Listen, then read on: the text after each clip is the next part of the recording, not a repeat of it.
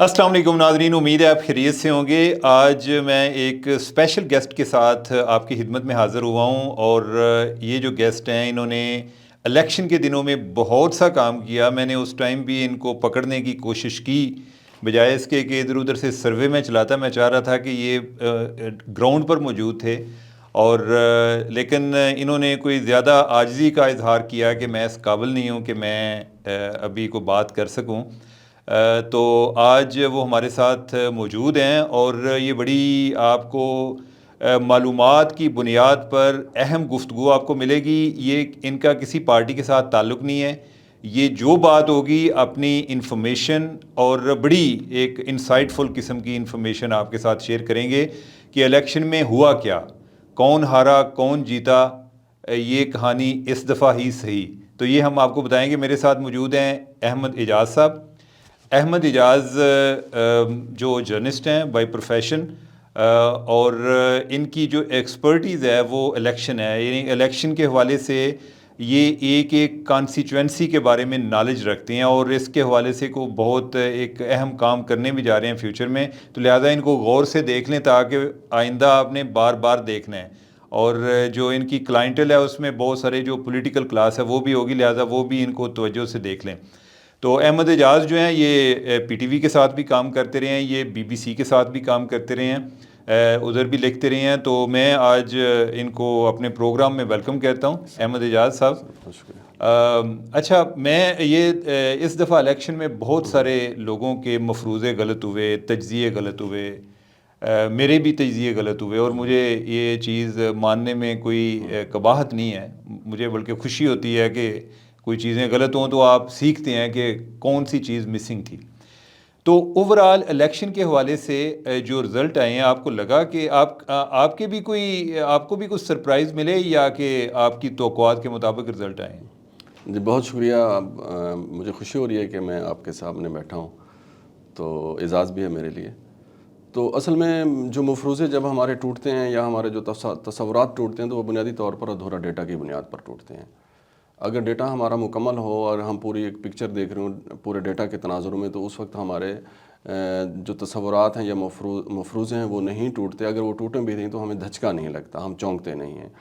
चूँकि हम इसलिए थोड़ा सा चौंके हैं, हमें पूरी तस्वीर सामने नहीं थी, हमारे पास पूरा डेटा नहीं था। फिर पाकिस्तान के लोगों का या पाकिस्तान का, या जिसमें हम भी चूँकि पाकिस्तानी हैं, तो हमारा सबसे बड़ा एक मसला ये भी है कि हम तहकीक नहीं करते। अब चूँकि ख़ुद तहकीकात एक सहाफ़ी हैं, एक बड़ा नाम है, तो हमारे यहाँ तहकीक नहीं है, रिसर्च नहीं है, हम फ़ौरी बात करना चाहते हैं। पाकिस्तानियों के पास जो एक चीज़ वाफिर है वो इन्फॉर्मेशन है। इतनी इन्फॉर्मेशन है कि मेरे ख़्याल में अब वक्त आ गया है कि पाकिस्तान के बहुत सारे लोगों को, बिलखसूस वो जिनकी उम्र मेरी इस वक्त उम्र है या मुझसे सीनियर है, उनको अब खामोश हो जाना चाहिए। क्योंकि हम बहुत बोलते हैं, हर पाकिस्तानी इतना बोलता है और इतना वाफिर बोलते हैं, इतनी इन्फॉर्मेशन होती है, तो वो ज़्यादातर अधूरा डेटा से होती है। मैंने आपसे सुना, आपने मुझसे सुना, हम आगे बढ़ा देते हैं। तो इसलिए मुझे कम से कम जो है ना वो नहीं था, धचका भी नहीं लगा या मेरे कुछ मफरूज़े भी नहीं टूटे। उसकी वजह ये थी कि मैं इस इलेक्शन को गुज़श्ता कई सालों से देख रहा था। यानी कि अगर आप ये समझें कि इस 2024 के इलेक्शन को मैं 2017 से देख रहा था कि किस तरीके से इसको अगले इलेक्शन किस तरीके से पाकिस्तान में होंगे, 2018 का और 2023 का, चूँकि 23 में होना था। तो इस वजह से जो रिज़ल्ट्स आए हैं, नताइज आए हैं, वो मेरे ख़्याल में अगर हम पिछले 1-2 महीनों की बात करें, 8 फरवरी से पहले, तो लोगों को पता चलना शुरू हो गया था कि नताइज क्या आने वाले हैं। लेकिन PMLN के लोगों को शायद पता भी था, लेकिन वो शायद वो नहीं कर रहे थे कि वो समझते थे कि नहीं ऐसा नहीं होगा, मैनेज हो जाएंगे। चूँकि हमारे यहाँ मैनेज होते हैं, इलेक्शन तो होते नहीं हैं, चीज़ें मैनेज ही होती हैं। तो वो हमारे एक दोस्त ने, एक सीनियर हमारे दोस्त है, तो उन्होंने ना मेरे नाम के साथ एक इंटरव्यू के अंदर लिख दिया कि इलेक्शन के एक्सपर्ट हैं। तो एक बंदे ने ना, कोई कनाडा में बैठा हुआ आदमी था, दूसरे नीचे कमेंट किया कि क्या ये उन इलेक्शन के एक्सपर्ट हैं जो पाकिस्तान में होते नहीं हैं या वो एक एस्टेब्लिशमेंट क्या वो उसके होते हैं। इसमें हमें कोई वो शर्मिंदा छुपाने वाली बात नहीं है, चूँकि डीप स्टेट हम हैं और डीप स्टेट के तहत ही जिस तरीके से चीज़ें होती हैं तो उसी तरीके से हुए। तो मेरे ख्याल में ये नताइज कोई गैर मुतवक्किल नहीं थे। میرا خیال ہے. اچھا، آپ کی جو اسٹڈی ہے، آپ کس طریقے سے اس چیز کو ایگزامن کر رہے تھے کہ آن گراؤنڈ سچویشن کیا ہے؟ سر اصل میں یہ تھا کہ 2015 میں جب ٹرمپ اور ہیلری کا جو الیکشن ہوا تھا، اس میں جو پولیٹیکل جو سائنٹسٹ تھے وہ سب دنیا بھر کے یہی کہہ رہے تھے کہ ٹرمپ ہارے گا اور ہیلری جیتے گی. لیکن اس وقت نا میں دنیا نیوز میں تھا اور میں لاہور میں پہلے تھا، تو میں اس وقت آ چکا تھا اسلام آباد میں، اخبار کے ساتھ ہم وابستہ تھے. تو جو ہے نا میں نے نا کچھ چند آرٹیکلز پڑھ لیے ایسے خوش قسمتی سے ان لوگوں کے جو امریکہ کے سوشل سائنٹسٹ تھے. پھر یہاں پہ نا ادھر ہمارے ایک دوست ہیں پاکستان سے، ڈاکٹر مبارک حیدر صاحب، وہ بھی ہمارے ہاں سماجی دانشور ہیں، سوشل سائنٹسٹ ہیں، تو وہ بھی ادھر رہتے. تو میں نے ان سے بھی بات کی، تو انہوں نے کہا کہ جو امریکہ کے جو سوشل سائنٹسٹ ہیں نا، وہ ٹرمپ کی جیت کے اشارے دے رہے ہیں امریکہ کی سوسائٹی کے ابھار کو دیکھتے ہوئے. جو سوشل سائنٹسٹ ہیں نا وہ یہ کہہ رہے تھے کہ ٹرمپ جیتے گا، چونکہ امریکن جو سوسائٹی تھی اس کا ابھار ایسا تھا. لیکن جو پولیٹیکل سائنٹسٹ تھے وہ کہہ رہے تھے کہ وہ اپنی وہی کیلکولیشن ان کی جیسے ہوتی ہے سارے، کہ فلاں ان کے ساتھ ہیں، فلاں ان کے ساتھ ہیں، اس طریقے سے. تو میں نے وہاں سے تھوڑا سا سیکھا تھا، اور میں نے پاکستان میں اس وقت لکھا تھا، پھر تجزیہ دیا تھا، بڑا 4500 لفظوں کا ایک تجزیہ تھا کہ ٹرمپ جیتے گا. تو وہ لوگ چونک گئے تھے جب رزلٹس آئے. تو اس پر پھر 3-4 مغربی جو چینلز ہیں، اخبارات ہیں، انہوں نے بھی اس کو کوٹ کیا تھا کہ پاکستانی اخبارات نے یا اردو جرنلزم نے کس طریقے سے ایک ہے جنہوں نے ٹرمپ کا وہ کیا تھا. تو میں نے وہاں سے سیکھا کہ اگر آپ نے اپنے تجزیوں کی طرف درست طریقے سے جانا ہے تو پھر آپ کو یہ سمجھنا ہوگا کہ پاکستان کا سماج کس طریقے سے ہے، پاکستان کا معاشرہ ہے کیا، پاکستان کا معاشرے کے جو لوگ ہیں وہ کس طرح کے سوچتے ہیں، ان کی سوچیں کیا ہیں، اور پاکستان کے لوگ ووٹ کس بنیاد پہ دیتے ہیں. یعنی یا اس کو ہم یوں سمجھیں کہ پاکستان کا معاشرہ کس بڑی بنیاد پہ کھڑا ہوا ہے. ہم اس پر نا جب ہم نے پھر الیکشن کمپین کی ڈیزائن کی، پھر ہم پاکستان کے بہت سارے پولیٹیشین سے، میں نے الیکشن سے پہلے بہت سارے لوگوں سے ملا، میرے خیال میں 110-12 لوگوں سے ملا جو الیکشن لڑ رہے تھے، جو اے کیٹیگری کے تھے، جو بی کیٹیگری کے لوگ تھے. جب ہم ان کے ساتھ ڈائیلاگ کرتے تھے نا، میں آپ کو یہ بالکل ریئل بات بتا رہا ہوں، لوگ سن رہے ہیں اس پلیٹ فارم سے، لوگ جن لوگوں کے ساتھ میرے جو ملاقاتیں ہوئی ہیں وہ آ کر جواب دے سکتے ہیں آپ کے اس پلیٹ فارم پہ، ہمارے اس پلیٹ فارم پہ، کہ میں ان کو کہتا تھا کہ ہم ان کو کہتے تھے ہم ان کو کہتے تھے کہ ہم آپ کے حلقے سے آپ کو زیادہ بہتر طریقے سے جانتے ہیں. اچھا. اب دیکھیں کہ ایک آدمی جو 1985 سے الیکشن لڑ رہا ہے اپنے حلقے میں، جس کے خاندان پیچھے سے 70 سے چلا آ رہا ہے، یا اس کا خاندان پیچھے یونینسٹ کے پلیٹ فارم سے یا آل انڈیا مسلم لیگ کے پلیٹ فارم سے چلا آ رہا ہے، ان کا گھر ہے اس حلقے میں، ان کے گھر ہے، ان کے دوست ہیں، ان کے دشمن ہیں، ان کے تعلق داریاں ہیں، ان کے شادی بیاہ ہیں، یعنی کہ سب کچھ ان کا حلقے میں، ان کا بچپن وہاں پہ گزرا ہے، وہ وہاں سے پڑھے ہیں. میں ان کے حلقے کو جو میں لیا کا رہنے والا ہوں اور اسلام آباد میں 15 سال سے مقیم ہوں، کیا میں ان کے حلقے کو ان سے بہتر جان سکتا ہوں؟ نہیں جان سکتا نا. لیکن میں ان کو کہتا تھا کہ ہم آپ کے حلقے کو آپ سے بہتر جانتے کیسے؟ ہیں. ہاں، جب وہ یہی کرتے تھے، پہلے وہ نہیں مانتے تھے، پھر ہم ان کو بتاتے تھے کہ ہم آپ کے حلقے کو کیسے بہتر طریقے سے جانتے ہیں. مثلا مثلا اگر ہم سوال ان سے کریں یا وہ ہم سے کرتے تھے، میں ان سے پوچھا تھا کہ آپ ہمیں بتا سکتے ہیں کہ پاکستان کے جو لوگ ہیں یا پاکستان کا جو معاشرہ وہ کس بنیاد پہ کھڑا ہے، کون سی ایسی بنیاد ہے جو پاکستان کے جو وہ کھڑا ہوا ہے. ایک ہی، یعنی کہ اس کا کسی کے پاس جواب نہیں ہوتا تھا. مثلا ہم ان کو پھر بتاتے تھے کہ پاکستان کا معاشرہ ہمدردی کی بنیاد پہ کھڑا ہوا ہے. صرف ایک فیکٹر ہے ہمدردی. پاکستان کا پورا معاشرہ ہمدردی کی بنیاد پہ کھڑا ہوا ہے. دیکھیں، پاکستان کا معاشرہ کسی سسٹم کی بنیاد پہ نہیں کھڑا ہوا، کوئی نظام نہیں ہے، کوئی سسٹم نہیں ہے، ٹھیک ہے نا جی، کوئی رٹ نہیں ہے ریاست کی، سرکار کی، طاقت کا وہ ہے. پھر طاقت کا جو توازن ہے وہ بگڑتا ہے تو بھونچال پیدا ہوتا ہے. یعنی کہ میں نے جو سیکھا سمجھا ہے، پتہ نہیں یہ سخت بات اگر ہو جائے تو میں معافی چاہوں گا، پاکستان کا مطلب ہے پرائم منسٹر ہاؤس سے آپارا سے GHQ سے آپارا سے پاکستان، پرائم منسٹر ہاؤس. یہ میرے خیال میں کوئی سمجھو کہ 10-12 کلومیٹر بنتے ہیں، ٹھیک نا جی. اب اس 10-12 کلومیٹر میں ہماری ساری توانائیاں لگتی ہیں. یہ باقی آپ پنجاب میں چلے جائیں، پورا پنجاب ہے، سندھ ہے، KP ہے، بلوچستان ہے، وہ پاکستان میں نہیں آتا، ٹیورٹی میں نہیں آتا. یہی 14-15 کلومیٹر کا روڈ ہی آتا ہے. یہاں پہ ہی طاقت کا توازن ہے سارے کا سارا.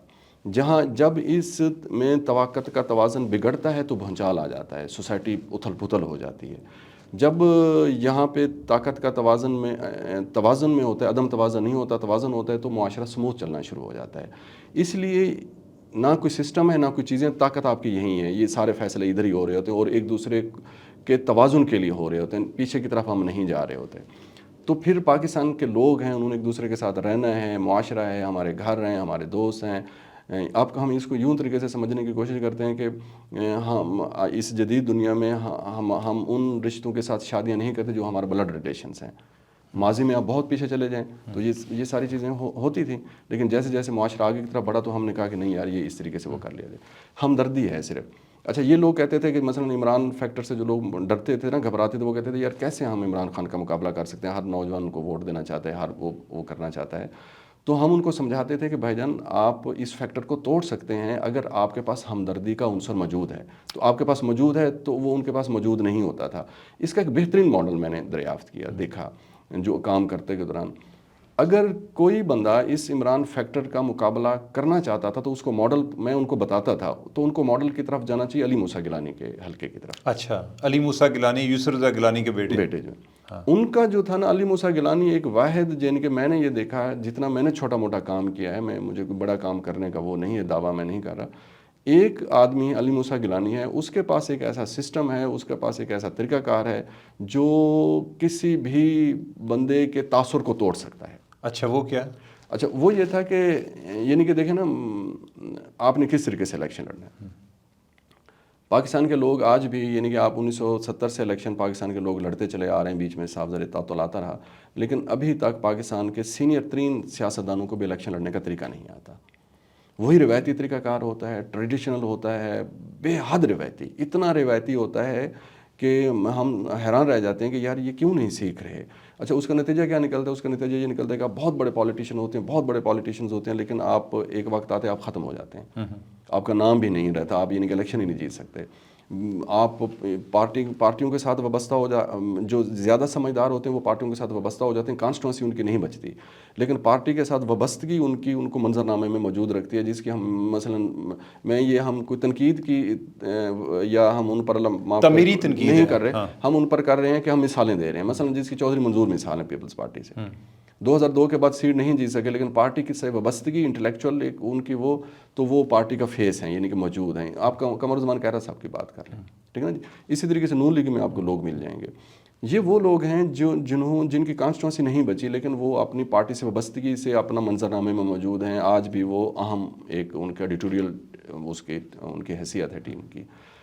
کچھ ایسے ہیں جو چونکہ پارٹی کا فیس نہیں بن سکے، نہ وہ پارٹی کا فیس بن سکے، نہ اپنا حلقہ بچا سکے، ختم ہوتے جا رہے ہیں. اور وہ خاندان، یعنی کہ انڈیویجول نہیں ختم ہو رہے، خاندان ختم ہو رہے ہیں. اور ان کو کون سے خاندان ریپلیس کر رہے ہیں کہ جن کا نہ کوئی پیسہ ہے، جن کے پاس بہت بڑا پیسہ تھا، نہ جن کے پاس کوئی بہت بڑی زمینیں تھیں، نہ جن کے پاس بہت بڑی کوئی جگیریں تھیں، نہ جن کے پاس بہت بڑی کوئی بیوروکریسی کی کوئی اسٹرینتھ تھی، نہ ملٹری بیوروکریسی کی تھی، نہ ان کے کوئی تعلقات تھے. وہ بیچارے اسلام آباد بھی نہیں آ سکتے تھے، ٹھیک نا جی. تو وہ ان خاندانوں کو کرتے گئے. تو ہمارے اس کی کیا مثال ہے؟ دیکھیں اس کی بہت ساری مثالیں ہیں. مثلا ہم اس دفعہ ایک گجرات کے صاحب ہیں، مثلا عابد رضا کوٹلہ صاحب ہار گئے ہیں. میں ان کو دیکھ رہا تھا کہ عابد رضا کوٹلہ صاحب ابھی دعویٰ کر رہے ہیں کہ میرے وہ میرے پولنگ اسٹیشن جن میں میری بہت زیادہ اسٹرینتھ تھی وہاں وہ ہوئی نہیں ہے، پولنگ ہی نہیں ہو سکی. وہ کوئی اس طرح کا دعویٰ کر رہے تھے. تو میں نے خیر ان سے رابطہ کرنے کی کوشش کی، رابطہ نہیں ہوا. مثلا عابد رضا کوٹلہ کی جو فیملی ہے، یا عابد رضا کوٹلہ ہیں، یہ ایک ایسے حلقے میں ہیں یا ایک ایسے ضلع میں ہیں جہاں پہ چودھری خاندان کی سیاست ہے اور ان کا طریقہ کار ہے. اچھا اب ایک عام آدمی ہے، چھوٹا زمیندار ہے، کوئی بڑی وہ نہیں تھی، ایسا کرتے نتیجہ یہ نکلا کہ وہ PMLN اگر گجرات میں موجود تھی تو عابد رضا کوٹلہ کی وجہ سے موجود تھی. تو اس نے بڑے بڑے خاندانوں کو، بڑے یعنی کہ ایک پورے شہر کے اوپر، جو ایک گجرات شہر جب ہم بات کرتے ہیں تو چودھری برادران کے ہی نام آتے، تو وہاں پہ اس نے اپنی سپیس پیدا کی اور وہاں پہ وہ بندہ کھڑا ہو گیا.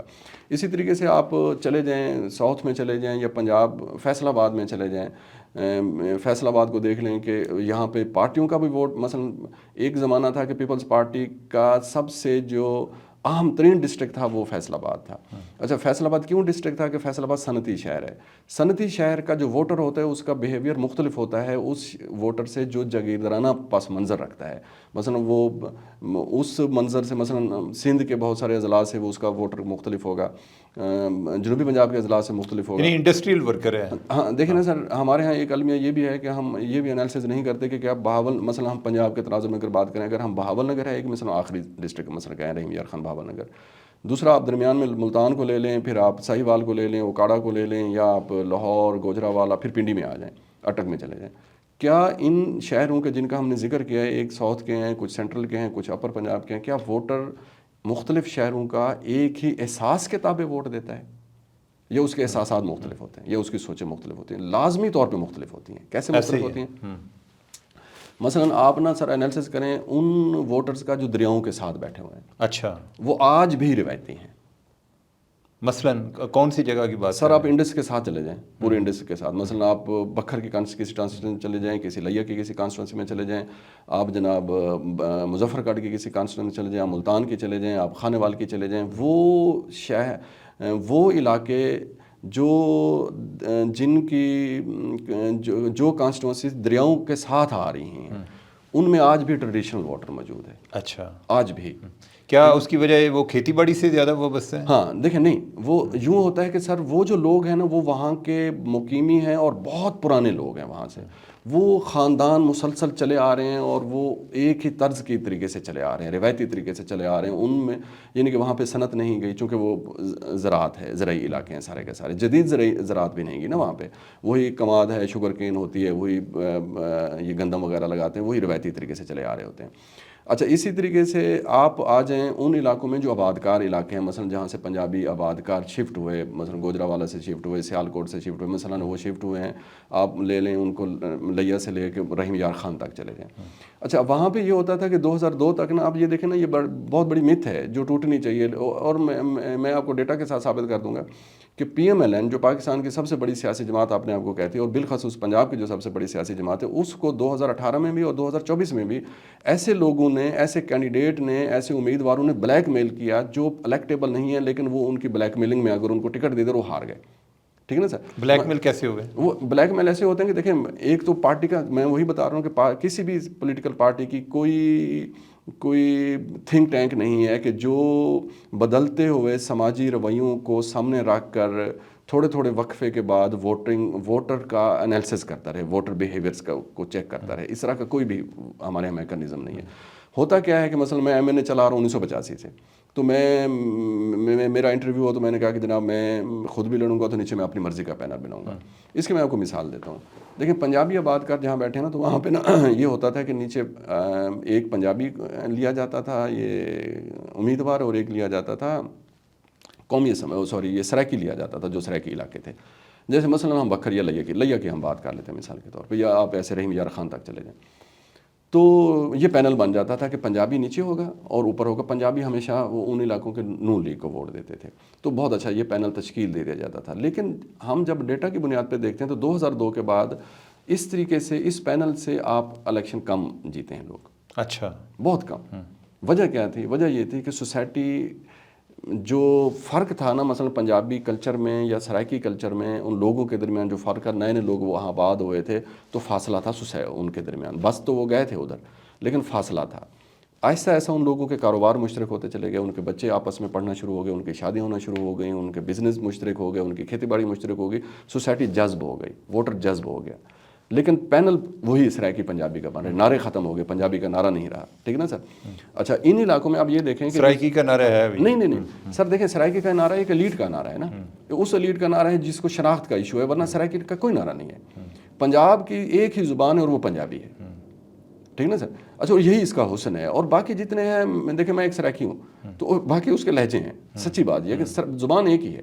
ٹھیک ہے. اچھا، اب کلچر ایک ہے نا. اصل میں کیوں زبان ایک ہے؟ کلچر ایک ہے، ہمیں کوئی فرق نہیں نظر. لیکن آپ یہی فرق دیکھیں کہ ایک بڑا کویشچن ہے، بنیادی کویشچن ہے کہ اگر پنجاب میں جو سرائکی اور پنجابی جہاں سوسائٹیاں تھیں وہ آپس میں آہستہ آہستہ کیوں ادغام ان کا ہو گیا، انضمام کیوں ہو گیا، وہ جذب کیوں ہو گئیں، اور جب کہ مہاجر نہیں ہو سکے، کراچی میں نہیں ہو سکے نا، سندھی مہاجر نہیں ہو سکے. اس کی وجہ یہ ہے کہ مہاجروں کا اور سندھوں کا کلچر الگ ہے. زبان کا مسئلہ نہیں ہے، وہ کلچر الگ لے کر آئے ہیں. وہ نہیں ہو سکتا. سندھی کلچر پنجاب کا ہے. اچھا احمد، آپ کی جو فلسفیانہ گفتگو ہے اس کو میں تو بہت زیادہ انجوائے کر رہا ہوں، لیکن مجھے یہ ڈر ہے کہ ہمارے کی ویورز بھاگ نہ جائیں، تو انہوں کو تھوڑی جی کوئی جو ہے نا کوئی مسالہ مسولہ ویچ پانا پینا ہے. ہاں اچھا، یہ بتائیں کہ جو آپ نے، میں اس چیز پہ بڑا انٹریگڈ ہوا ہوں جو آپ نے علی موسیٰ گیلانی کی بات کی ہے. علی موسیٰ گیلانی نے کیا اس کا ماڈل کیا ہے؟ ہاں دیکھیں، علی موسیٰ گیلانی کو جب پتہ چلا نا کہ یار بات یہ ہے کہ بھی عمران خان کا مقابلہ مشکل ہے. ٹھیک ہے نا؟ صاف ذرے کہ سب سے زیادہ انہی کو احساس ہوتا ہے نا جو میدان میں ہوتے ہیں کہ پہلوان کی طاقت کا. تو علی موسیٰ گیلانی کا یہ ہے کہ علی موسیٰ گیلانی کا میں نے نا حلقے کا وزٹ کیا تھا جب NA157 وہ حلقے کا نمبر تھا 2018 کے بعد, اور وہاں پہ ضمنی الیکشن ہو رہا تھا جس پر عمران خان صاحب جو ہے نا تمام 8 قومی اسمبلی کے ضمنی الیکشن ہو رہے تھے, جس میں 6 پر عمران خان صاحب لڑ رہے تھے یا 7 پہ لڑ رہے تھے, اور ایک میں موسیٰ گیلانی اور مہر بانو کا مقابلہ ہو رہا تھا, وہاں بھی عمران خان صاحب نہیں لڑ رہے تھے. یہ سپتمبر 2022 کی میں آپ کو بات بتا رہا ہوں, ٹھیک ہو گیا سر. اور پھر یہ میرے خیال میں الیکشن اکتوبر میں ہوا تھا. تو میں نے نا وہاں پہ سر 297 لوگوں کے ساتھ مل کے کئی ہفتے کام کیا, 297 لوگ. اچھا. تو میں موٹر سائیکل پہ نا اس کے حلقے کو پھرتا رہا, تو میں نے اس کے حلقے کو دیکھا, وہاں پہ نا اس کے حلقے میں نا زیادہ پنجابی لوگ بیٹھے ہوئے ہیں, پنجابی آبادکار ہیں, اور وہ میرا خیال تھے یہ ہے اس وقت میں اگر بھول نہیں رہا تو 55% آبادی آبادکاروں کی ہے اس کے حلقے میں, اور وہ سب لوگوں کی نا معیشت ٹھیک ہے, لوگ ایسا نہیں ہے, چھوٹی چھوٹی ذمہ داری کرتے ہیں, اور آموں کے باغات ہے, پھر DHA وغیرہ بنا تو لوگ انہیں وہاں سے زمینیں بھی بیچیں تو وہ تھوڑا سا سودہ بھی ہو گئے. ان کا ماڈل یہ تھا کہ علی موسیٰ گیلانی میں ٹاٹے پور ایک علاقہ ہے, بہت دہی علاقہ ہے. میں نے وہاں پہ نا نوجوانوں سے ہم بالخصوص ہم گفتگو کرتے تھے کہ میں نے کہا یار کس کو ووٹ, وہ کہتے یار ووٹ بلے کو دیں گے. اچھا, ووٹ بلے کا ہے, دیں گے نہیں, ووٹ بلے کا ہے, لیکن یار موسیٰ سے تعلق بڑا اچھا ہے. اچھا, ٹھیک ہے نا جی, ووٹ بلے کا ہے. اچھا, ان کے میں جب فیس بک, پھر میں نے نا ان کے فیس بک دیکھتا تھا, ان کے نا کہ فیس بک پہ وہ کیا شیئر کرتے ہیں. آپ یقین کریں کہ ان میں سے میں نے بہت سارے لوگوں کے فیس بک کو فالو کیا, دیکھا ہر دوسری پوسٹ عمران خان کے حوالے سے ہوتی تھی, ہر دوسری پوسٹ. لیکن وہ کہتے تھے, یعنی کہ نا وہ اتنے جذباتی تھے کہ وہ مثلا عمران خان جا رہے ہیں تسبیحات میں یا کتے پیچھے پھر رہے ہیں, وہ اس طرح کی نا وہ پوسٹیں شیئر کر رہے ہیں, اور بڑی جذباتی قسم کی, پھر اینٹی اسٹیبلشمنٹ اس طرح کی. ٹاٹے پور بہت دہی علاقہ ہے. تو لیکن وہ کہتے تھے کہ یار ووٹ تو عمران خان کا ہے, بلے کا ہے, یعنی کہ عمران خان بلے کا کہتے تھے, لیکن کہتے یار ان سے تعلق بڑا اچھا ہے. لیکن لگتا ہے کہ ووٹ بلے کا, لیکن لگتا ہے کہ علی موسیٰ نے لے لینا. ابھی الیکشن ہوا ہے, ایک ویڈیو میری نظر سے گزری, شاید آپ کی نظر سے بھی گزری ہوگی, کہ ایک بندے کو میں نے دیکھا علی موسیٰ گیلانی نا اس کو اٹھا کے نا زبردستی, اس کا شاید ووٹر تھا جو شاید ناراض ہے, اس کو اٹھا کے نا اپنی نا گاڑی میں پھینک رہا ہے اندر, ٹھیک ہے جی, اس کو بڑے دوستانہ طریقے سے. علی موسیٰ گیلانی نے اپنا گھر بنا لیا تھا اسی حلقے میں, اس حلقے کو اپنا گھر مسکن بنا لیا تھا. اس نے ذاتی سطح پہ لوگوں سے تعلق رکھا, اتنا ذاتی سطح پہ تعلق رکھا کہ چونکہ ہمدردی کی بنیاد پہ یہ سوسائٹی کھڑی ہوئی ہے, بات سمجھے, اتنا ذاتی تعلق رکھا کہ لوگ نظریاتی طور پر عمران خان کے ساتھ ہے, لیکن تعلق آپ کا میرے ساتھ بہت اچھا ہے. تعلق کی بنیاد یار ہر وقت بندہ موجود ہے, 24 گھنٹے بندہ موجود ہے ادھر, ہر دکھ سکھ میں شامل ہے. پھر دکھ سکھ میں شامل نہیں ہے, بہت سارے سوال کرتے ہیں لوگ, کہتے ہیں کہ یار ہم بھی تو دکھ سکھ میں شامل ہوتے ہیں, ہم ہر خوشی میں ہر غمی میں شامل ہیں. نہیں, ایسا نہیں ہے. دیکھیں ہوتا یہ ہے, ہم نے نا ایک ہیلپ لائن بنائی ادھر خانے والے کے حلقے میں, ایک نمبر بنایا, ہم نے کہا کہ اس پر نا ہر UC کا ہیلپ لائن ہے, جس کو کوئی ایشو ہے نا وہ فون کرے, ہماری ٹیم پہنچے گی, ہمارے کینڈیڈیٹ کی ٹیم پہنچے گی, یعنی کہ ایک کینڈیڈیٹ کی ٹیم پہنچے گی. تو ایک بندے نے نا, مجھے یاد ہے ایک بندے نے فون کیا, یہ شہباز شریف صاحب PDM کی حکومت, انہوں نے کہا یار آٹا مل رہا تھا نا, تو کہتے یار وہ آٹے میں لمبی لائن میں لکھنے آٹے نہیں مل رہا. اب یہ کوئی فون تو نہیں ہے نا, یہ کوئی مسئلہ تو نہیں ہے نا, لیکن وہاں پہ کینڈیڈیٹ کا بندہ پہنچ گیا, ٹھیک ہے سر. جب کینڈیڈیٹ کا وہاں پہ بندہ پہنچا, آٹا اس کو اسی لائن میں ہی لگے ہوئے ملا, لیکن یار وہ بڑا حیران ہوا کہ یار بہن جو کینڈیڈیٹ کا بندہ پیچھے آ گیا, سوری میں نے وہ لفظ گالی نکال دی, اس کو حذف کریں گے. تو وہ کینڈیڈیٹ کا بندہ پہنچ گیا. یہی یوسف رضا گیلانی صاحب کے میرے کچھ دوست ہیں, میں ان کا نام لے دیتا ہوں, جعفر ماہوٹا اور عامر ماہوٹا. تو میں نے ان کو دیکھا کہ وہ وکیل ہیں دونوں. اچھا, وہ نا جن لوگوں کو نا اس حلقے میں عدالتوں سے ایشو ہے, تو وہ علی موسیٰ گیلانی کی بہاف پہ ان کے ایشو حل کر رہے ہیں. 2 بندے ایسے ہیں کہ جو مثلا ان کو نشتر ہسپتال میں ضرورت ہے کسی کی, تو وہ فون کرتے ہیں, تو کہتے ہیں یار ٹھہریں ہم 1 منٹ میں بندہ بھیجتے ہیں. تو وہ بندہ ادھر پہنچ گیا, ان کی پرچی نہیں بن رہی, ان کو ڈاکٹر نہیں مل رہا, عدالت کا ایشو ہے. ایون کہ ایک بندے نے مجھ سے فون کروایا, اس وقت ہمارے ایک دوست جو ہے نا میپکو کے ڈائریکٹر لگے ہوئے تھے, تو اسی حلقے کے, اس نے کہا کہ یار یہ جو ہے نا میٹر کا ایشو ہے, تو کہ کوئی بندہ ہے آپ کا. تو علی موسیٰ گیلانی کو اس بات کا پتہ بھی نہیں ہے, علی موسیٰ گیلانی کا ووٹر ہے, تو وہ اس نے وابڈا کے اینڈ کو سنبھالا ہوا تھا کہ لوگوں کے اگر میٹر نہیں لگ رہے, لوگوں کے بجلی کے بل زیادہ آ رہے ہیں, کوئی ایشوز آ رہے ہیں, تو وہ ان کو فیسیلیٹیٹ کر رہا تھا. اسی طریقے سے اس نے جتنے وہ ڈپارٹمنٹ جہاں پہ عام لوگوں کا روزانہ کی بنیاد پہ واسطہ پڑتا ہے, جس میں تھانہ ہے, جس میں عدالتیں ہیں, جس میں ہسپتال ہیں, جس میں وابڈا اس طرح کی چیزیں ہیں, جس میں بازار ہیں, جس میں نرخ ہیں بازاروں کے, آٹا نہیں مل رہا, ان کے بندے موجود ہیں اور فری لانسر ہیں سارے کے سارے, کوئی پیسے نہیں دے رہے. اچھا, وہ ایک کال پہ وہاں پہ لوگ پہنچ جاتے ہیں, ان کی مدد کرتے ہیں, اگرچہ ان کے بے شک کام نہ ہو, لیکن لوگوں کو پتہ چل جاتا تھا کہ یار یہ تو بڑا کوئی کیس. یعنی کہ مجھے کسی نے بتایا کہ یوسف رضا گیلانی صاحب اپنے بیٹے کے بارے میں کہتے ہیں کہ یار یہ 1122 ہے. اچھا, علی موسیٰ جی. تو اس طریقے سے وہ کرتا ہے. یہ ماڈل پتہ کیا ہے, یہ ماڈل وہ ہے جو عمران خان کے, یعنی کہ کسی بھی شخص کے تاثر کو توڑ سکتے ہیں ذاتی سطح پہ. اس کے علاوہ کوئی پیرالل بیانیہ نہیں ہے. مجھے بتائیں کہ آپ کیا پیرالل بیانیہ لا سکتے ہیں جی, یعنی کہ نواز شریف, یعنی کہ PMLN PTI کے پیرالل کیا بیانیہ لا سکتے ہیں. उस तरह उनका बयान देखें तो वो सारे का सारा एक फेक उसके ऊपर खड़ा है, किसी रियलिटी के साथ वो बसता नहीं है, एक तासुर पर है, परसेप्शन का एक, यानी कि एक परसेप्शन का उधर से नैरेटिव है, उसके मुकाबले में पीटीआई का यानी कि पीटी परसेप्शन ही है ना, उसका तो ग्राउंड तो कुछ भी नहीं है ना, यानी कि टोटल परसेप्शन है। अच्छा, उस परसेप्शन के मुकाबले में आप परसेप्शन का मुकाबला लेके आएंगे ना बयानिया, लेकिन उस वक्त आपको सूझ नहीं रहा कि यार एक परसेप्शन के मुकाबले में दूसरा क्या परसेप्शन है, आ ही नहीं सकता, क्योंकि उसने उस पर कब्जा कर लिया, उस परसेप्शन पे। अब उसके मुकाबले में आपको क्या करना होगा, फिर आपको इंडिविजुअली सतह पे वही मॉडल इख्तियार करना है कि उस परसेप्शन को तोड़ने के लिए, बड़े परसेप्शन को फिर आपको अली मूसा गलानी वाला मॉडल इख्तियार करना पड़ेगा। पहला इलेक्शन वो जीत गया ने 147 का, उस पर मैंने कहा था, हमने एक प्रेजेंटेशन भी दी थी, मेरे पास फ़ोन पे मौजूद भी है, तो हमने कहा था कि ये ना 19,000 से 22,000 में जीतेगा अली अली मूसा। मूसा गिलानी NA 157 पे, तो जीत गए। इसके मुकाबले में कौन था? मेहरबानो थी उस वक्त। अच्छा। अच्छा, अब भी इस वक्त भी मेहरबानो है, लेकिन इस वक्त वो फिर जीत गए हैं, लेकिन इस वक्त मुझे उनकी जीत पे जो सच्ची बात है शकूक है, लेकिन अली मूसा की शकूक हैं। ये मैंने कहा ये दावा नहीं है, इसको कोई वो ना समझा जाए कि ये वो नहीं है, किसी को उस ठोस उस पे नहीं है, यानी कि वो यूँ है कि अगर उसके बावजूद भी यानी कि वो जीते हैं, या मैं समझता हूँ कि अगर कोई थोड़ा सा फ़र्क है तो वो उस परसेप्शन को तोड़ने में कामयाब हैं, वरना तो आप देखें कि 50-50, 60-60, 70-70 हज़ार से लोग दूसरे मुखालिफ। अच्छा, कोई ऐसा बंदा कि जिसकी जीत पर कोई शकूक व शुबात ना हो और वो PMLN साइड से हो, या यानी एंटी PTI जो विनर हो? सर इस वक्त अगर हम देखें जाए तो एहसन इकबाल हैं एक। अच्छा। मुझे तो वही नज़र आते हैं। वजह क्या है कि मैं आपको दावे के साथ कह सकता हूँ कि अगर एहसन इकबाल के मुकाबले में वो इबरारुल हक होते तो एहसन इकबाल नहीं जीत सकता था। अच्छा। यस। नहीं तो अभी कौन था? अभी कोई ऐसे लोग थे, मुझे नाम ज़हन से महव हो रहा है, लेकिन जो वो जीते हैं वो जीते हैं, लेकिन उन पिछली दफ़ा ना एहसन इकबाल ने 73,000 की लीड से इलेक्शन जीता था। अभी चेक करने की ज़रूरत है कि वो कितनी लीड से उन्होंने जीते, मेरे ख्याल में इससे कम। अच्छा, और मियां नवाज शरीफ का हल्का लाहौर का? सर देखिए, मियां नवाज शरीफ साहब, अगर मैं ये कहूँ कि जो रिज़ल्ट चल रहा था जिसमें यास्मीन राशिद आगे थी, तो मेरे ख्याल में इसको सुबह तक भी आगे होना चाहिए था। उसकी वजह यह है कि यासीन राशिद जो है रात को सो गई ना। हाँ, वो सो गए। तो उसके हल्के का अगर आप एनालिसिस करें ना, तो यास्मीन राशिद और नवाज शरीफ साहब की जो दौड़ लगी हुई है ना, तो उसमें वक्त के साथ साथ फासला कम हो रहा था।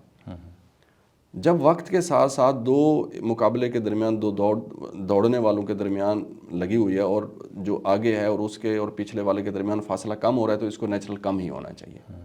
ऐसे ही ना, मसलन किस तरह कम हो रहा था? देखिए सर, 2013 में अगर आप चले जाएं, हम बहुत पीछे की तरफ नहीं जाते, 2013 में चले जाएं, उस वक्त पाकिस्तान मुस्लिम लीग नून के बारे में यही तासुर था इलेक्शन से, मई 2013 में जो इलेक्शन हुआ था, कि इस वक्त हुकूमत नून लीग की बनेगी। ऐसे ही था ना, ऐसे ही है। पीपल्स पार्टी कैंपेन तक नहीं कर पा रही थी, ANP कैंपेन नहीं कर रही वो थी, तो है 2024 में भी यही था कि हाँ जी, नून लीग की 2024, हाँ बनेगी। जी। लेकिन उस वक्त तो बड़ा जेनवन था। उसके वक्त जेनवन ये था कि एक तो ये था कि भाई पाकिस्तान पीपल्स पार्टी 2008 पे, अब देखें हमदर्दी की हम बात करते हैं, मैं माफ़ी चाहता हूँ, मैं बात काट रहा हूँ, 2008 में बेनज़ीर शहीद हो जाती हैं। आप मुझे ये बताएं कि बेनज़ीर की शहादत में जो मरकज़ी किरदार बाद जो इलेक्शन हुआ, उसमें मरकज़ी जीत हमदर्दी के वोट से हुई है। बिल्कुल सही है। यानी कि हमारी सोसाइटी हमदर्दी के ऊपर खड़ी है, ठीक है। अब 2013 में हमदर्दी नहीं है। इसी की ना एक छोटी सी मिसाल हम 2018 की ले लेते हैं। 2018 में ना TLP ने 23 लाख वोट लिए। हमारी तमाम डिस्कशन में TLP मौजूद होती थी ना 2018 में, अब नहीं है। अब आप खुद TV के आदमी, आपने डिस्कशन खुद आपने भी शायद नहीं की होगी TLP की वोट बैंक। ऐसे ही। वजह क्या थी? उनके पास दो बड़े इंसिडेंट थे हमदर्दी के। एक मुमताज़ कादरी की फांसी, मुमताज़ कादरी का जनाजा यानी कि था, दूसरा नमो से ख़त्म नबूवत और इस तरह का मामला था। हम वो 23 लाख तक चले गए, ठीक हो गया ना। अच्छा, अब 2013 में जो यास्मीन राशिद इलेक्शन लड़ी है 120 से, जो इस वक्त जहाँ से नवाज शरीफ लगे, इनके घर का हल्का है। उस वक्त नवाज शरीफ साहब के मुकाबले, अच्छा नवाज शरीफ साहब पूरी कैंपेन की सरपरस्ती कर रहे हैं पंजाब में, पाकिस्तान भर में, तो जब देखा ना कि खातून एक इलेक्शन लड़ रही हैं, तो एक और खातून भी थी, इनकी कोई फैमिली की हैं, वो मुझे नाम भूल गया, 2 खवातीन इलेक्शन लड़ रही हैं नवाज शरीफ के ख़िलाफ़। तो नवाज शरीफ साहब ने पहली दफ़ा वहाँ पे मरियम नवाज़ को कैंपेन की सरपरस्ती दी अपने हलके में। वजह क्या थी? मैं समझता हूँ कि थ्रेट था कि ख़वातीन के मुकाबले में ख़वातीन आनी चाहिए।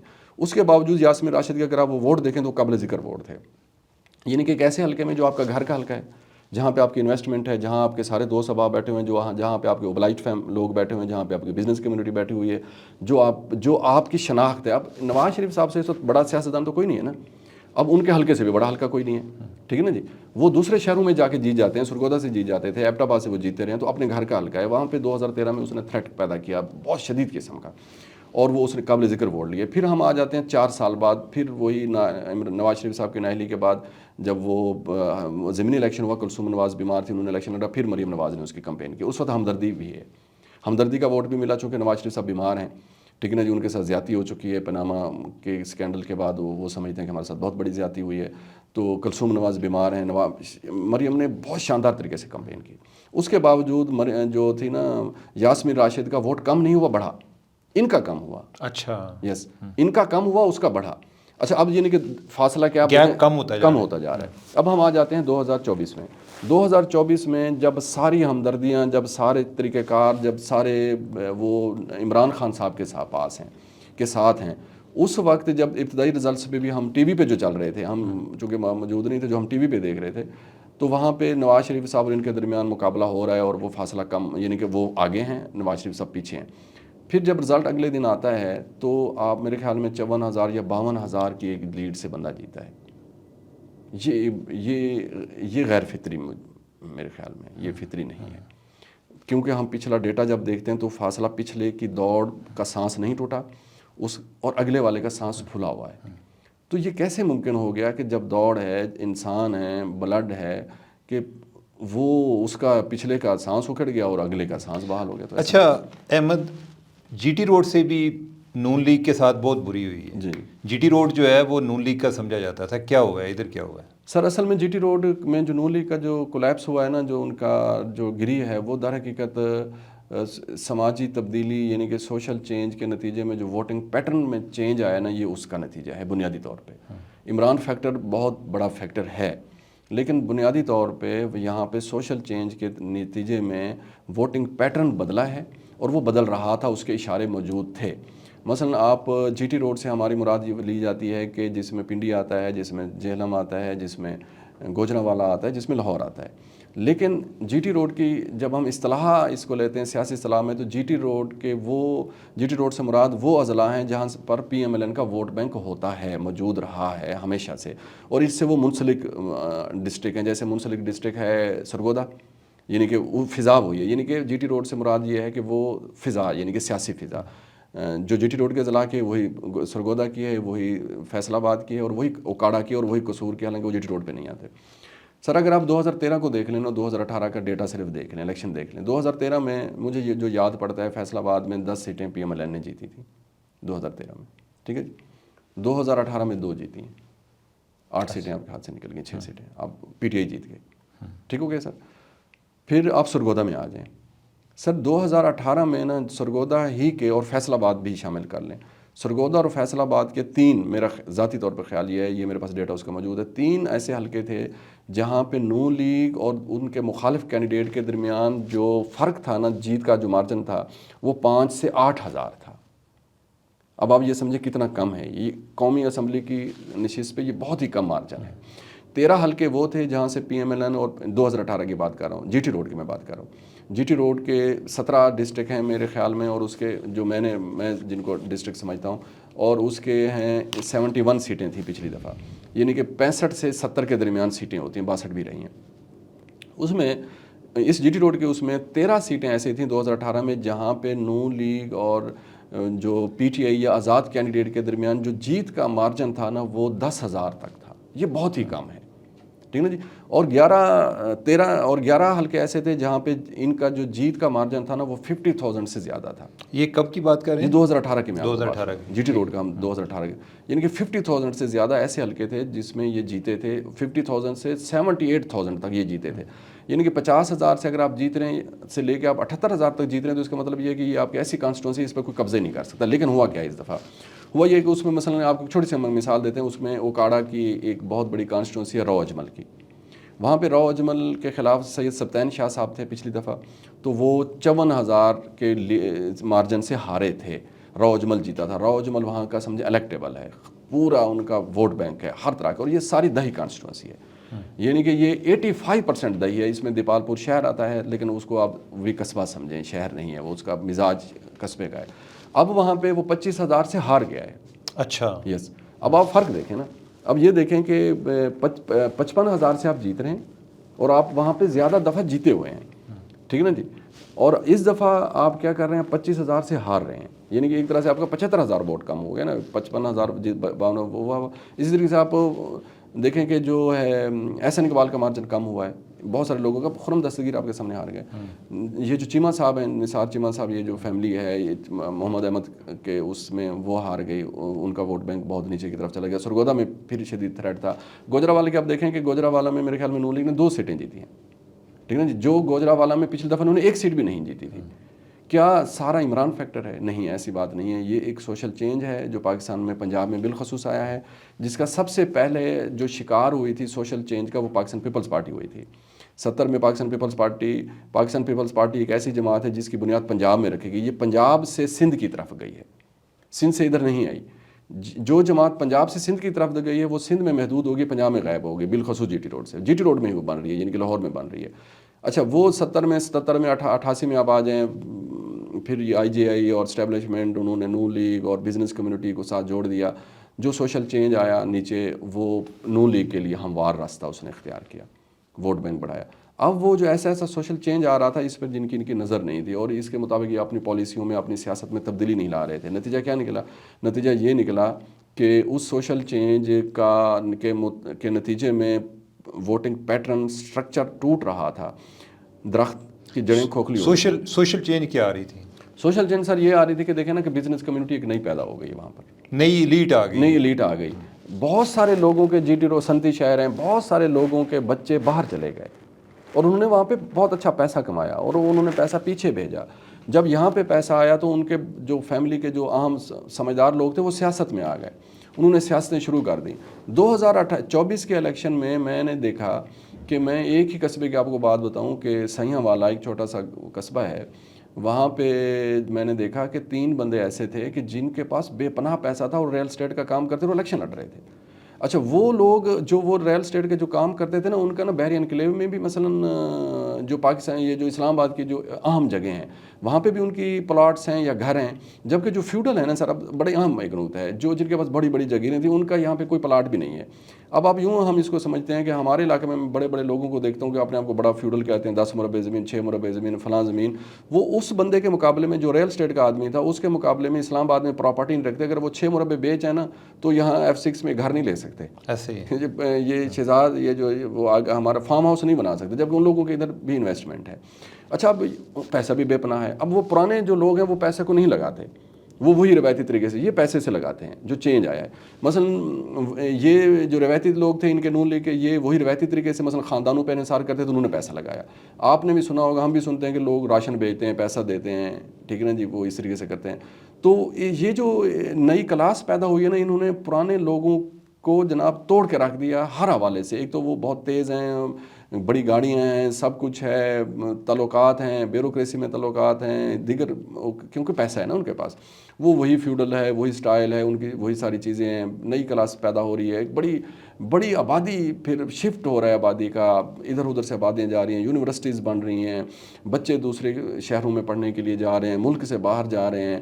آپ وہی پرانی سوچ کے ساتھ کھڑے ہوئے ہیں. مثلا آپ PMLN کی جو پارلیمنٹ میں سیاست جو لیڈرشپ آتی ہے, جو جی ٹی روڈ کی ہے, وہ ساری کی ساری وہی ہے جو IGI کے پلیٹ فارم سے الیکشن لڑتی تھی. اچھا, اب آپ دیکھیں نا 85 سے 88 سے وہی لوگ ہیں. مثلا آپ خاندان دیکھ لیں کہ جو PMLN کے جو ایلیٹ ہیں, جو پارلیمنٹ میں جو اہم لوگ ہوتے ہیں وہ وہی لوگ ہیں جو IGI کے پلیٹ فارم سے. اب متبادل قیادت آپ کے پاس کیا ہے؟ متبادل قیادت پیدا نہیں کر سکے. جہاں ان کے پاس قیادت پرانی ختم ہو گئی نا, وہ شہر ان کے پاس ختم ہوتے چلے گئے. میں PMLN سے یہ سوال کرتا ہوں کہ خواجہ آصف کے بعد آپ کے پاس کیا متبادل ہے سیالکوٹ میں, جبکہ PATI نے وہاں پہ 3 بندے کھڑے کر دیے. اچھا, تو اب ایک سوشل چینج یہی مین فیکٹر ہے یا اور اس کے علاوہ کوئی بھی آتا ہے؟ سر بنیادی طور پر سوشل چینج ہے جس نے ووٹنگ پیٹرن کو بدلا ہے, اسٹرکچر بدلا ہے. دیکھیں, پاکستان برصغیر میں سب سے پہلے جو برادری کی اور دھڑے کی بنیاد پہ الیکشن لڑا گیا تھا وہ 1937 کا تھا, اور 1937 کے الیکشن میں جو جیت ہوئی تھی یونینسٹ پارٹی کی وہ اسی بنیاد پر ہوئی تھی. اس میں فیوڈل تھے اور گدی نشین تھے. ٹھیک ہو گیا سر, یہ پہلی دفعہ الیکشن لڑا گیا تھا. اور الیکٹیبلز کی اصطلاح بھی اسی وقت آئی تھی. ایک بڑی اہم بات ہے, تاریخی ہے, اس کو کوئی جھٹلا نہیں سکتا. 1946 آ گیا. قائد اعظم صاحب کو لوگوں نے سمجھایا کہ بھائی جان یہ نہیں ہو سکے گا, یہ ہم نہیں جیت سکیں گے. 1937 میں پنجاب میں 2 سیٹیں جیتی ہیں آل انڈیا مسلم لیگ نے, یونینسٹ پارٹی جیت گئی, انہوں نے وہ لوگ لے لیے. 1946 میں پہلی دفعہ الیکٹیبل کی اصطلاح ہمارے پاس سامنے آئی. اچھا 1946 میں، اور الیکشن برادری کی بنیاد پہ 1937 میں لڑا گیا. پھر 1985 میں اس کو نیا موڑ ملا کہ برادری کو اور الیکٹیبلز کو. پی ایم ایل این آج بھی یہی سمجھتی ہے کہ برادری کی بنیاد پہ الیکشن لڑا جائے گا اور اس کی بنیاد پہ الیکٹیبلز کی بنیاد پہ لڑا جائے گا. اب 1937 سے 2024 میں آگے، یعنی کہ ایک صدی ہونے والی ہے.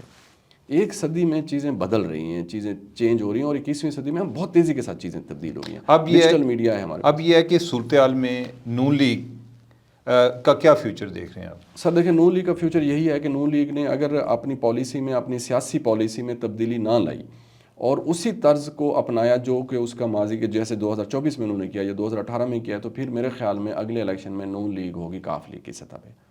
جیسے کاف لیگ کی بات آتی تو گجرات شہر ذہن میں آتا ہے، نون لیگ کی بات آئے گی تو لاہور ذہن میں آئے گا. نہیں، لاہور یہ جیت جائیں گے پھر بھی؟ یعنی کہ لاہور سے ایک آدھ سیٹ، ایک آدھ قصور سے، ایک آدھ شیخوپورہ سے 5 7 10 سیٹیں ہو جائیں گی.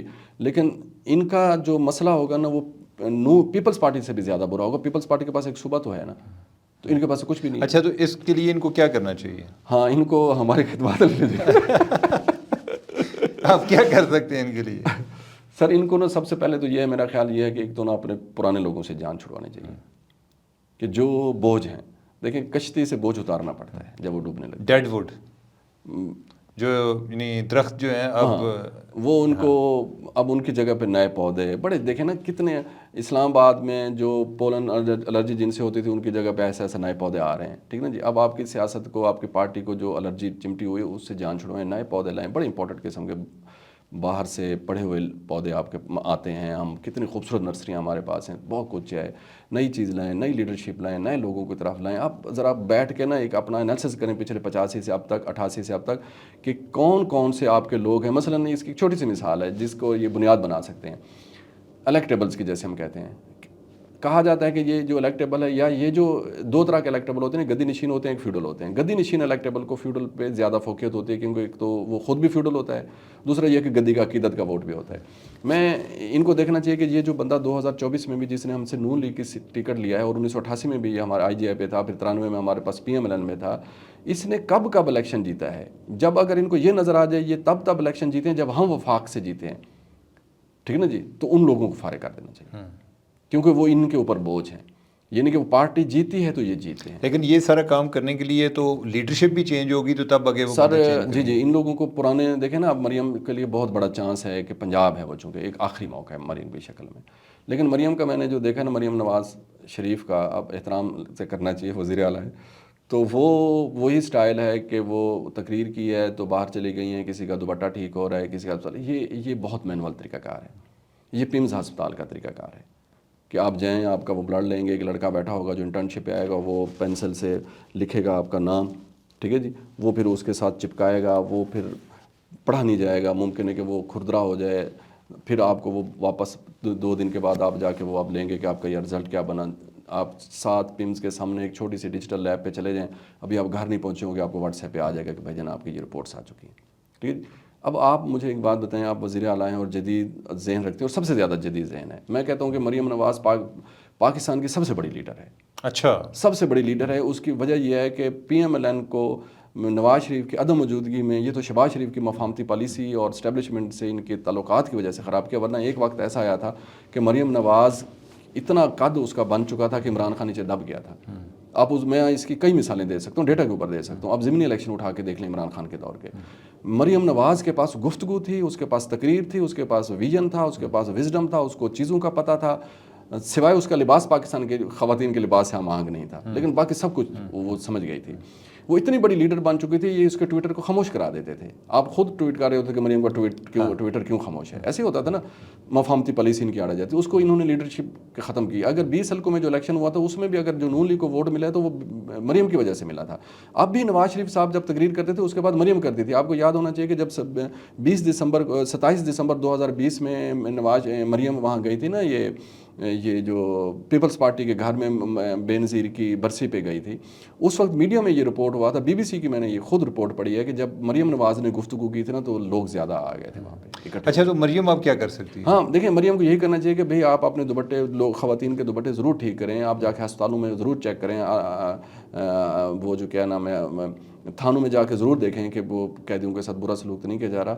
یہ مینوئل طریقہ کار ہے. آپ اس سارے کام کو, اپنی کمپین کو, اپنی تمام گورننس کو ڈیجیٹلائز اس کو کرنا پڑے گا کہ آپ اپنی توانائیاں نہ ضائع کریں کہ سارا دن 24 گھنٹے بیٹھیں, آپ کو سال بعد وہ ختم ہو جائے گی. اب آپ ان کو باسہولت کریں, جدید آپ کے پاس چیزیں ہیں, دنیا کی مثالیں آپ کے سامنے کہ گورننس کیسے کی جاتی ہے. گورننس کوئی دنیا بھر میں کوئی نیا کام تو نہیں ہے نا سر, کہ کس طریقے سے گورننس کی جاتی ہے. ان ماڈلز کو فالو کیا جائے, پاکستان کے لوگوں کے مزاج کو سامنے رکھ کر فالو کیا جائے, اصطلاحات چیزیں لائی جائیں اور اس پر کوئی عمل کیا جائے. یہ مانیٹرنگ کچھ بھی نہیں ہوتی. کہتے ہیں کہ جی ہم جو ہے نا کنٹرول کریں گے یہ جو مہنگائی کے اوپر, اس کو مانیٹرنگ کریں گے. یار آپ لوگوں کے اوپر ڈنڈا لے کے کھڑے رہیں گے. تو احمد, میرا خیال ہے کہ ہم اس گفتگو کو جاری رکھیں گے, آپ کے ساتھ مزید ہم پروگرام کریں گے. مجھے تو بہت مزہ آیا ہے آپ کی باتیں سن کے. امید ہے کہ ہمارے ویورز جو ہیں ان کو بھی اچھا لگا ہوگا. دیکھیں, آپ کے خیالات جو بھی ہیں, اگر آپ حقیقت پسند ہوں گے تو تب آپ جو نتائج آ رہے ہیں ان کے لیے بھی آپ ذہنی طور پہ تیار ہوں گے. اگر آپ ایک ڈفرینٹ ورلڈ میں رہ رہے ہوں گے تو نتائج جو ہیں وہ ایک حقیقت پر مبنی آنے ہیں. تو ایک آپ کی ریئلسٹک ڈسکشن کو سب کو سننا چاہیے. تو اب ہم ان کو دوبارہ, احمد اعجاز جو ہیں اس پہ کافی انہوں نے کام کیا. ابھی تو آپ کو ایک ٹریلر دکھایا ہے ان کا, تو ان کا کافی کام ہے الیکشنز کے حوالے سے. تو دوبارہ ان کو پھر کسی پروگرام میں بلائیں گے. مجھے اور احمد کو اجازت دیں. اللہ حافظ.